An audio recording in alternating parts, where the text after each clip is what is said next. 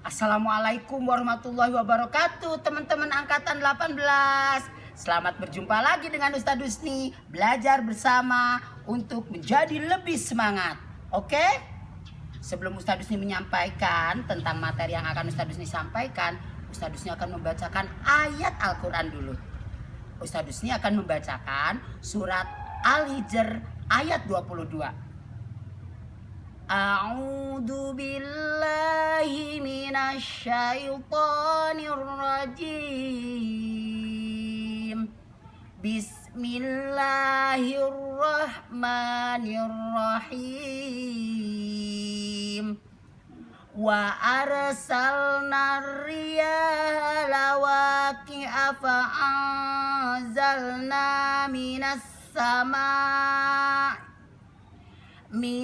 sama'i ma'an fa'asqainakumuhu wa ma antum lahu bikhazinin.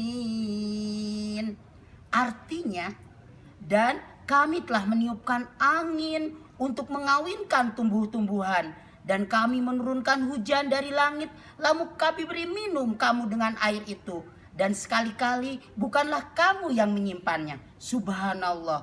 Ayat tersebut menyiratkan kepada kita bahwa proses perkembangbiakan tumbuhan secara generatif bisa juga dibantu oleh angin. Selain itu, akan Ustadz Husni perjelas dari materi ini.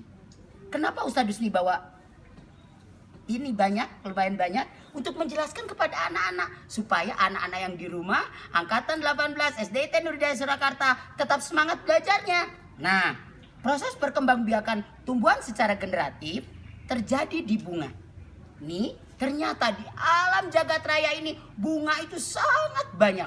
Jenis, bentuk maupun warnanya. Sangat senang mungkin kita ketika melihat bunga. Nah, anak-anak, kenapa terjadinya perkembangbiakan tumbuhan secara generatif itu di bunga? Karena di bunga ada alat kelamin jantan dan alat kelamin betina. Alat kelamin jantan pada bunga yaitu serbuk sari, sedangkan alat kelamin betinanya berupa putik. Kalau dilihat, setiap bunga memiliki ciri khas dan karakter serbuk sari dan putik yang berbeda-beda. Ini contoh.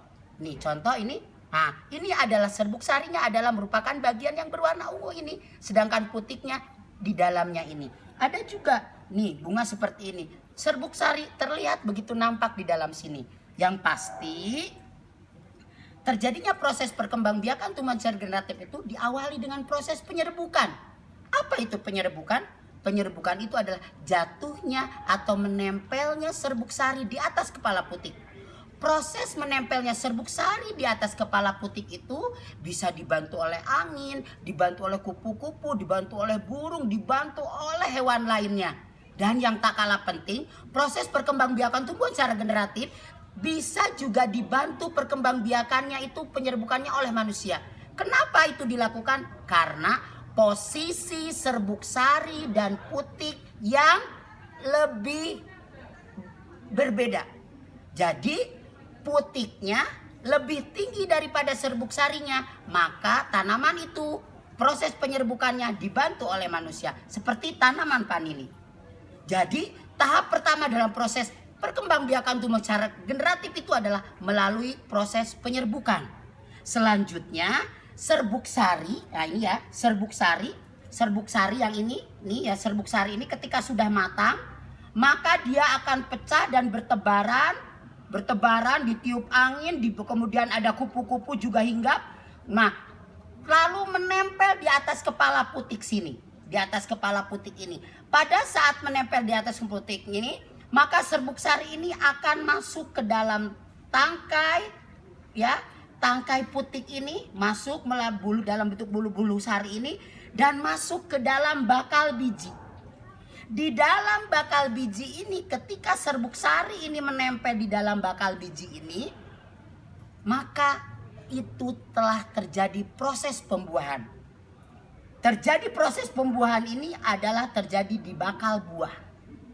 Apa yang terjadi selanjutnya teman-teman? Setelah terjadi proses pembuahan, maka yang terjadi adalah kelopak, nih kelopak, mahkota akan gugur, akan layu dan berguguran, kemudian akan terbentuk biji-biji seperti ini. Buah, akan terbentuk buah-buah seperti ini, berarti ini menandakan sudah terjadi pembuahan. Bunga mulai dari mahkota, kelopak, layu sudah berubah menjadi buah. Kemudian buah pun berkembang. Nah, selanjutnya berkembang lagi seperti ini.